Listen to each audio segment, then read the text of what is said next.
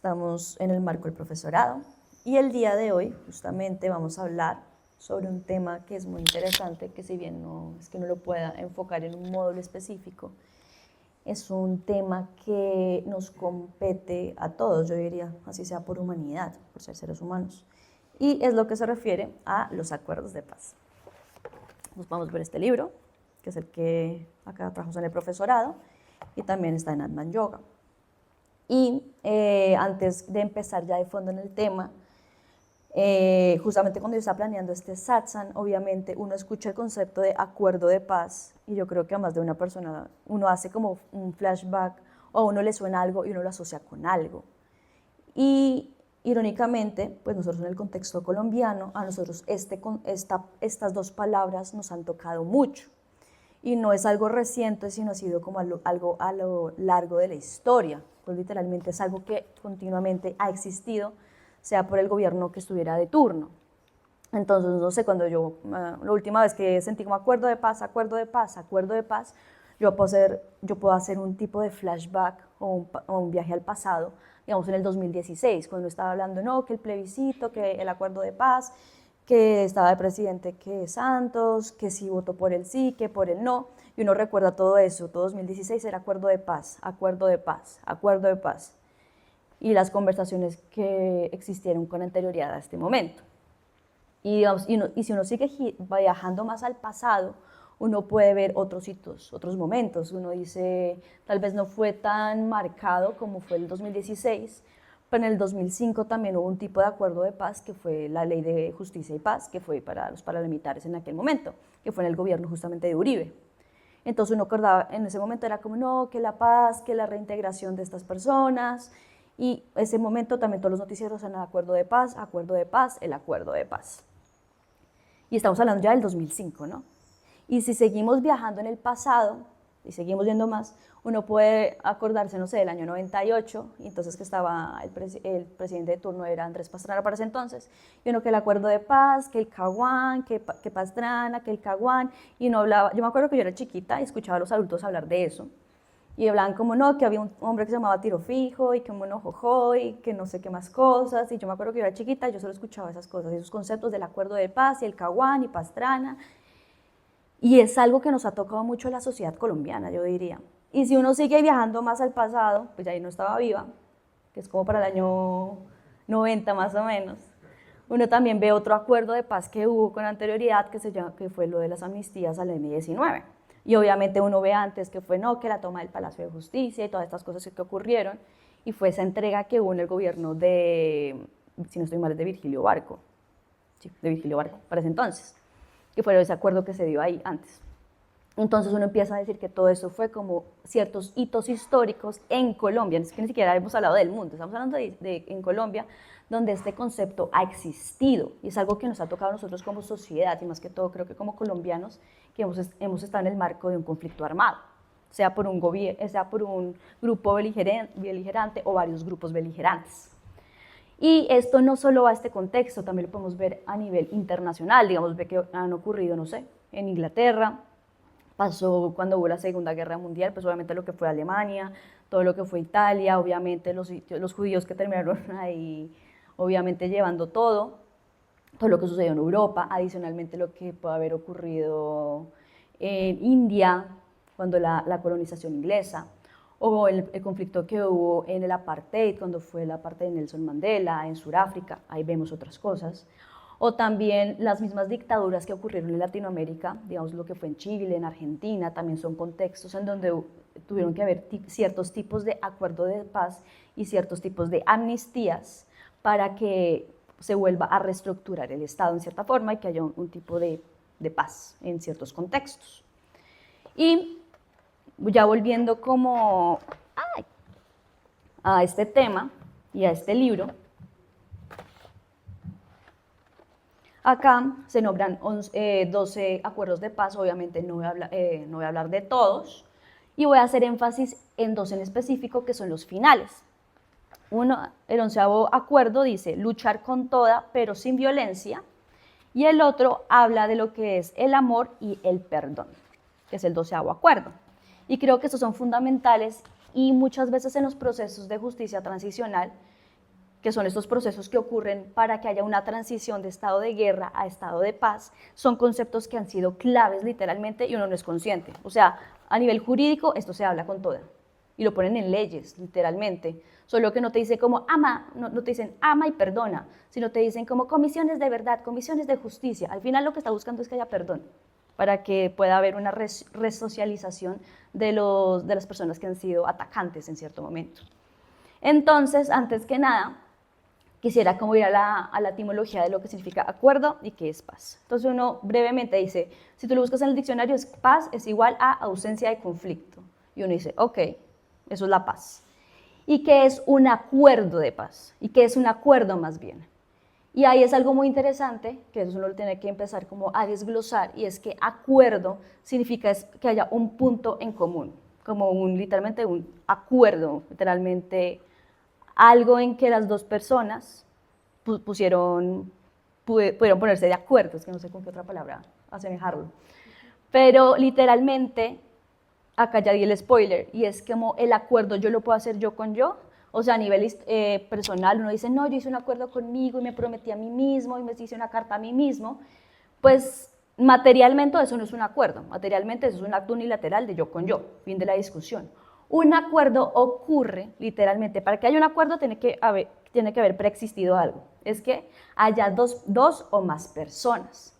Y eso es fundamental porque cuando estamos hablando de un acuerdo de paz, si lo volteamos, es que hay un desacuerdo o que hay un conflicto, más bien es la palabra, entre dos o más personas. Para que haya acuerdo de paz tiene que haber un conflicto entre dos o más personas.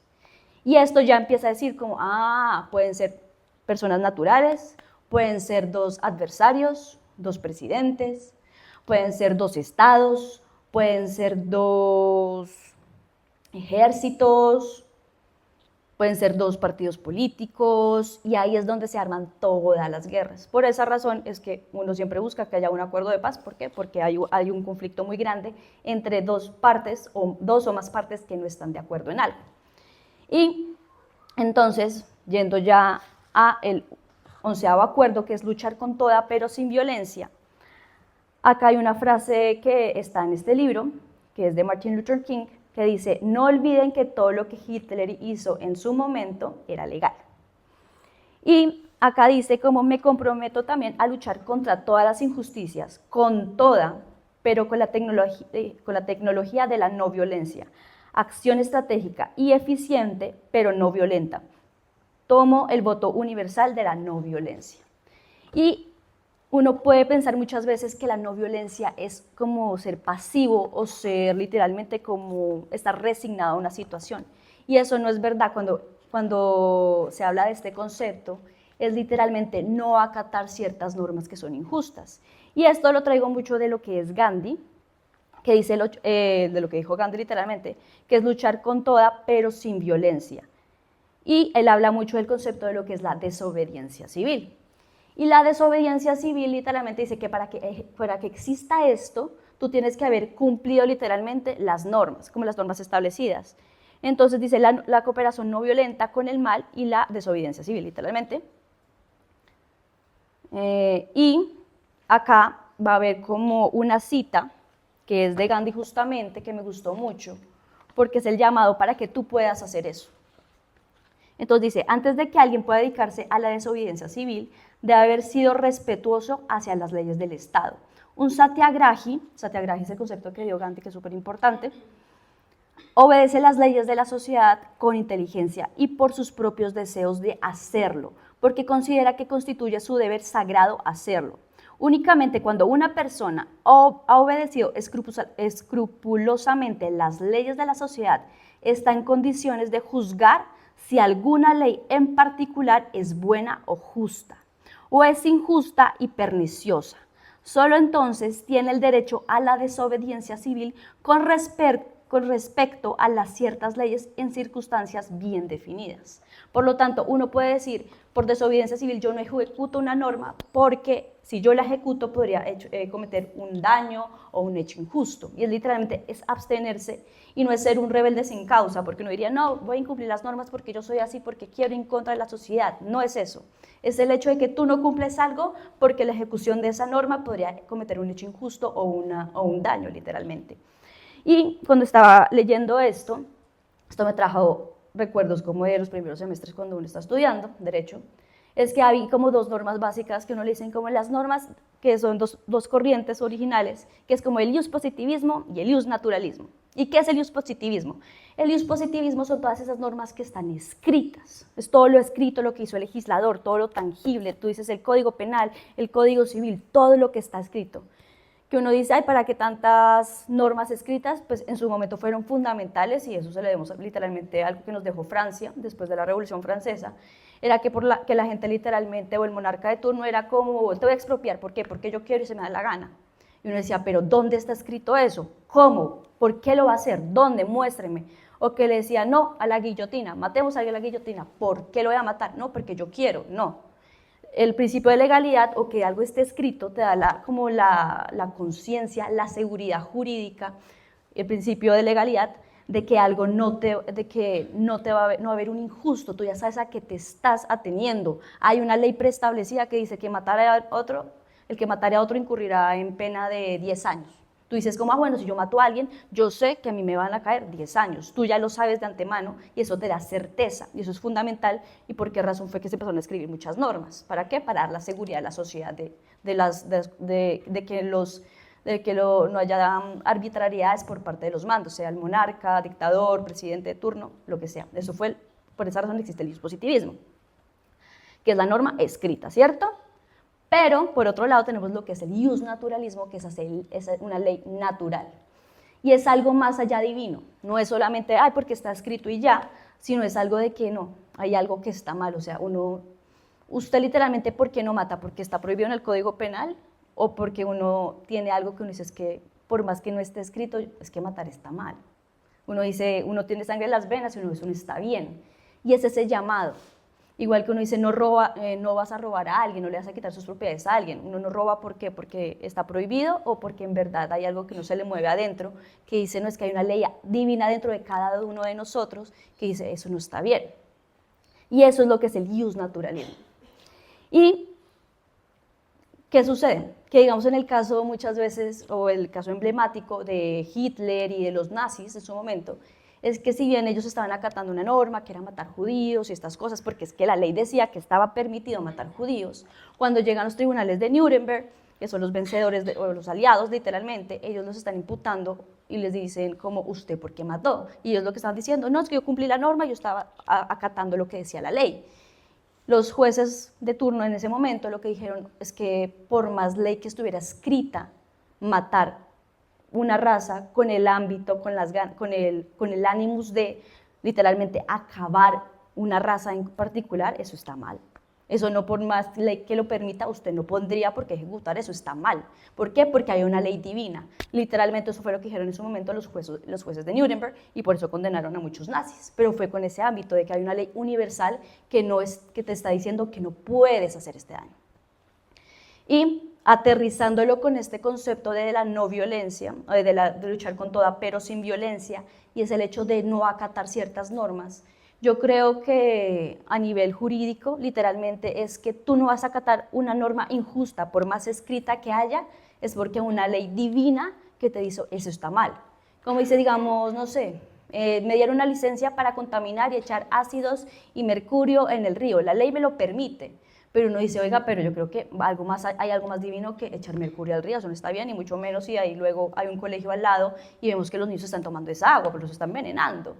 Entonces esa no ejecución de la norma se refiere a que esa ley es injusta, comete un daño, y por una ley divina que tal vez no esté escrita, que lo tenemos como por humanidad o por moralidad, nosotros no vamos a realizar esos actos. Entonces esto es lo que, a mi parecer, o sea, a mi parecer no, a la forma como yo lo interpreté, este principio de no acatar la norma, es cuando hay una ley superior que te dice no está bien acatar esa norma porque generas un daño o literalmente un perjuicio a una persona externa, o a uno mismo, o al medio ambiente, o a la sociedad como tal. El otro principio o el otro acuerdo de paz que está en el libro, que se me hizo súper interesante, es el del amor y el perdón. Y eso suena como el concepto más hippie que hay para la sociedad, como amémonos y perdonémonos unos a los otros y súper chévere. Pero literalmente esos son temas que se hablaron en los acuerdos de paz y estamos hablando a nivel mundial. Pero antes quería como hacer una pequeña reflexión o traer a colación como 4 tipos de procesos de paz que han ocurrido a nivel mundial, como 4 modelos más bien. Uno es como el más parecido a lo que es que hay perdón, amor y esas cosas, y hay otros que literalmente son totalmente opuestos y que tampoco trajeron ese cometido. Entonces el primer tipo de proceso de paz se llama como perdones e indultos amnésicos, literalmente es como de amnesia, y es lo que ocurrió muchas veces en España y lo que pasó también en Colombia para los años 90. En España, no sé si sepan, pues hubo la dictadura de Franco, entonces Franco pues también mató muchas personas. Franco muere porque ni siquiera fue a la cárcel ni nada, él literalmente muere y el gobierno dice, bueno, vamos a hacer una constituyente, creamos una nueva constitución, somos un Estado de Derecho y fin de la discusión. Y la gente que había sido víctima o literalmente que había sufrido la pérdida de muchas personas por el gobierno franquista, fue como, hola, ¿y qué pasó con nosotros? Y las desapariciones de la cantidad de personas que... Y lo que dijo el gobierno español es como, no, ya hizo la constituyente, ya fin de la discusión, todo borrón y cuenta nueve, y lo que pasó pues ya es parte del pasado. Y eso la gente hace, eso queda una zozobra, que literalmente no le da paz a las personas que sufrieron. Y eso es el primer tipo de acuerdo de paz que obviamente no está bien. ¿Por qué razón? Porque muchas veces lo que ocurre es que cuando suceden este tipo de tratados de paz a nivel estatal, es que las personas víctimas de ciertas circunstancias luego buscan la venganza por sus manos. Caso de la vida real que pasó en Colombia, cuando esto sucedió con la entrega del M-19, ellos hicieron este tipo de acuerdo de paz literalmente basados en lo que sucedió en España. Lo de España fue alrededor del año 74, esto sucedió en el año 90, y fue un copy-paste, y fue como, ay, en España se hizo esto, traigámoslo acá, hagamos lo mismo con el M-19, Lo trajeron acá y eso no salió muy bien porque, no sé si sepan después, pues muchas cabezas del M-19 terminaron muertas por ahí casualmente. Entonces, no sé qué caso Carlos Pizarro, que se murió, porque literalmente les dieron amnistías, la gente que se sintió víctima de esas situaciones del M-19, fue como si el Estado no va a hacer nada al respecto, pues me tocó a mí hacer algo. Y obviamente, pues eso de ojo por ojo, diente por diente, pues no lleva a ningún lado.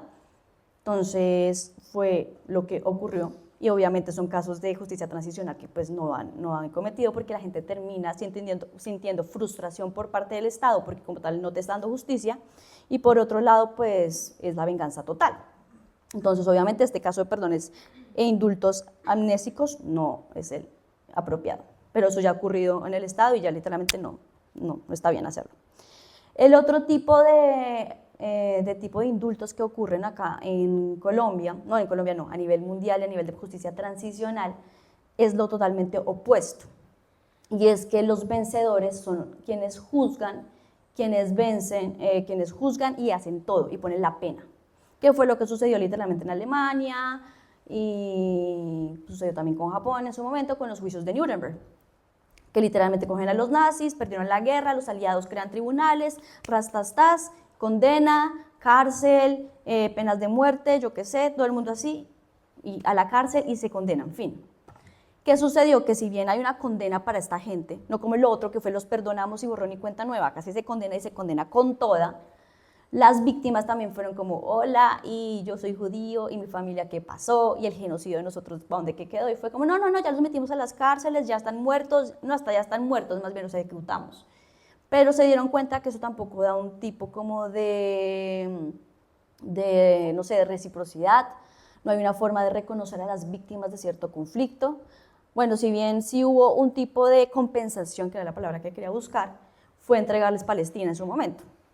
Al día de hoy, hoy lo conocemos como Israel, literalmente fue como, ay, pobres judíos, vamos a entregar una tierra que no es de nosotros y vamos a llevarlos a otro lado, y al día de hoy tenemos ese conflicto con Palestina, que es gran parte por esta decisión que tomaron hace unos 70 años. Entonces ahorita escuchamos de una guerra que en Palestina, que están los palestinos contra los israelitas, que eran los judíos, y ese es el problema, que muchas veces los vencedores en su momento literalmente juzgaron a los nazis, le ponen de compensación a los judíos que ni siquiera eran parte del conflicto, y de compensación los mandan a Israel y les dan una parte del territorio sin saber cómo todo lo que ocurría en ese terreno. Y pues entonces esto trae al día de hoy, la guerra que existe hoy en Palestina, gran parte es la consecuencia de un acto que sucedió hace 70 años con los juicios de Nuremberg. En gran parte sí se debe a esto. El otro tipo de, obviamente tampoco es el tipo de acuerdo de paz que uno busque porque tampoco lleva a ningún lado, trae otro tipo de violencia. Otro tipo de acuerdo de paz es lo que se conoce como perdones compensadores, que si bien aquí ya se empieza a escuchar a las víctimas, y las víctimas empiezan a las víctimas y a los victimarios, y empieza a haber unos conceptos que se llaman las comisiones de verdad. No sé si cuando estábamos acá no sé, para el año 2016, como que uno empieza a decir como la comisión de la verdad, la comisión de la verdad, que la comisión de la verdad, que la JEP, que tal, y uno decía no entiende por qué habla tanto de la comisión de la verdad. En estos procesos de justicia transicional, saber la verdad es muy importante. ¿Por qué? Porque hay zozobras, hay personas que no han tenido paz, que es el hecho, la verdad, pues, los ejemplos más grandes de este tipo de perdón, que son perdones compensadores, lo llevan pues, lo que es Argentina, lo que es Chile, que es lo que es El Salvador, en sus momentos con las dictaduras que tuvieron y pues las desapariciones que ocurrieron en esos estados. ¿Por qué razón? Porque la desaparición forzada crea mucha zozobra y no da paz. Tanto así que si tú lo ves en el Código Penal, es el doble de pena la desaparición forzada a un homicidio. O sea, dice que el que matare a otro incurrirá en pena de 10 años, el que desaparezca a alguien, eso es como más de 20 años. Te clavaron ahí y uno dice, pero ¿cuál es la diferencia? La diferencia es que cuando una persona se muere, tú dices, entiendes psicológicamente que esa persona se murió y ya pasó un segundo plano y la enterraste y si bien es muy dolorosa, lo entiendes. Pero el hecho de una desaparición forzada es peor, porque literalmente tú ni siquiera sabes si está vivo o está muerto. Tienes todos los días esa esperanza de que yo lo vi salir de mi casa y nunca volvió. Tú no sabes si fue que lo mataron, no sabes si fue que se apareció, no sabes si fue que lo atropelló un carro, no sabes si es que estaba yendo al río y se fue por el río. Y es una zozobra en donde la gente no ha podido tener un duelo y ni siquiera ha podido empezarlo porque no ha podido despedirlo. Y eso es muy grave. Por esa razón, cuando hay desapariciones forzadas, fue muy importante que hayan comisiones de verdad. ¿Qué son las comisiones de verdad? Donde la gente cuenta todo y tú puedes reparar a las víctimas simplemente con decirle como, en verdad, ese día que su esposo salió de la casa y se fue a trabajar, luego, no sé, hubo un ataque, los capturamos y los matamos. Ese hecho de que ellos cuentan esa verdad, si bien es dolorosa, les puede dar paz para poder empezar un ciclo, empezar a hacer un duelo como tal. En los casositos de esto, es lo que ocurrió en Chile, en Argentina, en El Salvador, pero de todas maneras tampoco fue tan compensatorio para las víctimas, porque si bien a las víctimas fue bueno, ¿y qué vamos a hacer al respecto? No, pues damos una suma de dinero vitalicia, porque literalmente hay personas que les dieron sumas de dinero vitalicia para compensar las desapariciones de muchas personas. Tampoco fue como, bueno, y nadie me escuchó, y yo cómo me sentí, qué fue lo que yo hice. Esas cosas de ser empático con la víctima no ocurrieron en este tipo de procesos de paz. Por lo tanto, tampoco han sido como los mejores. Y si bien el último proceso de paz no es que sea perfecto, ha sido lo mejorcito que ha habido a nivel de justicia transicional, que fue el caso de Nelson Mandela en el apartheid, y es porque en estos procesos de paz hubo comisiones de verdad, hubo disculpas públicas, también ocurrieron momentos en donde las víctimas como tal hubo comisiones para que ellas pudieran hablar y pudieran expresar como ese dolor que sentían. Y hubo ese momento donde los victimarios y las víctimas tuvieron que reunirse, hablar, y los victimarios tuvieron que pedirle perdón y contar todo. Y esto es algo que es fundamental, y es que para que haya ese tipo de perdón tiene que contarse todo, todo, todo. ¿Para qué? Para que si tú, como víctima, después de que sepas todo, tú tienes la potestad y la libertad de decidir si perdonas o no perdonas. Pero si tú ya conoces todo, tú ya puedes decidir perdonar o no perdonar. No es como el hecho de como yo no voy a perdonar algo que ni sé qué pasó. Sé que está desaparecido, pero ni cómo ocurrió, no sé dónde lo capturaron, no sé dónde murió, no sé cuáles fueron sus últimas palabras, cosas que muchas víctimas sí quisieran saber eso. Como, no sé, es muy normal que en estos momentos las personas cuando están a punto de morir dígale a mi esposa que la amaba, dígale a mis hijos que los amo con toda mi vida. Esas palabras muchas veces se los dicen a los victimarios, a la gente que está a punto de matarlo, le dice como por favor dígale esto. y muchas personas necesitaban escuchar esas últimas palabras. Por esa razón, las comisiones de verdad son fundamentales en este tipo de procesos de justicia transicional.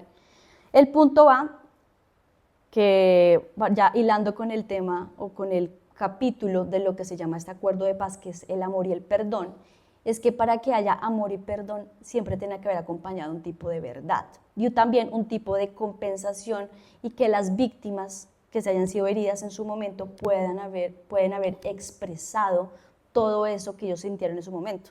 Al igual que los victimarios también tienen que contar todo lo que ocurrió, cómo fueron los detalles, si fue de noche, si de día, si fue una desaparición forzada o literalmente fue un accidente o fue literalmente que lo fueron matando así como así. Si bien son hechos muy dolorosos, sí tiene que haber perdón, pero antes de haber perdón tiene que haber habido verdad.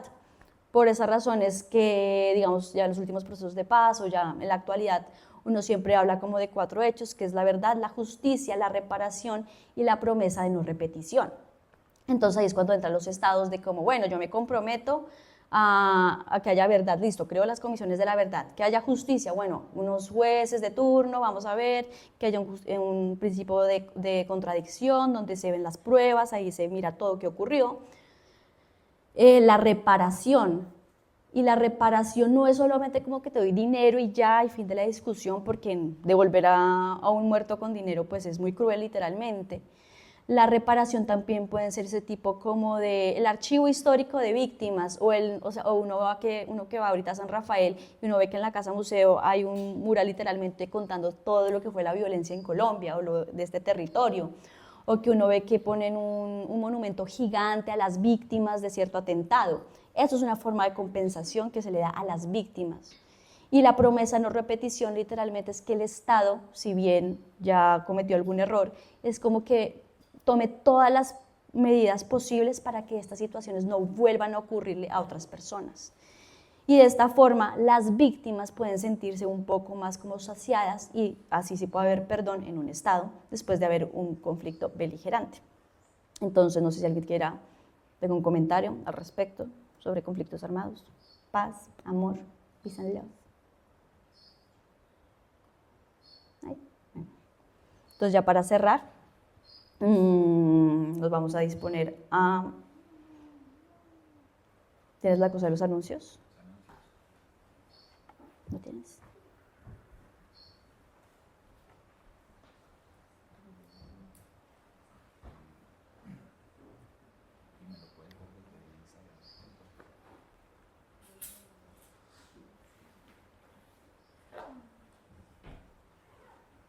Bueno, el próximo fin de semana nos invitamos a una ceremonia de cacao y el retiro de ecología védica, que está súper interesante.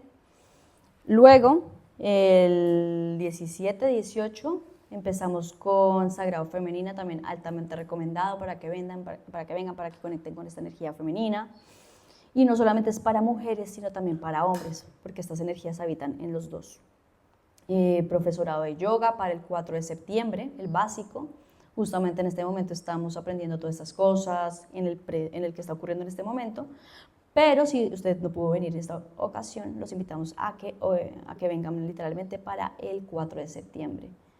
Tenemos también el profesorado de yoga para empresas el 29 de agosto, también altamente recomendado. También para que aprendan a hacer, no sé, movimientos a nivel empresarial, para los empleados, para que tomen ciertas asanas.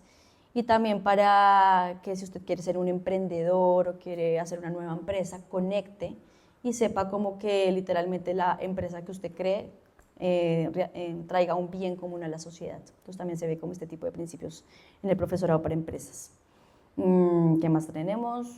En octubre es la semana de receso para los niños. Entonces los invitamos a que traigan a los niños a este retiro. También es con los familiares. Entonces donde van a aprender, no sé, a construir, a hacer yoga, pintar, conectar con cosas artísticas, bailar, cantar y ya.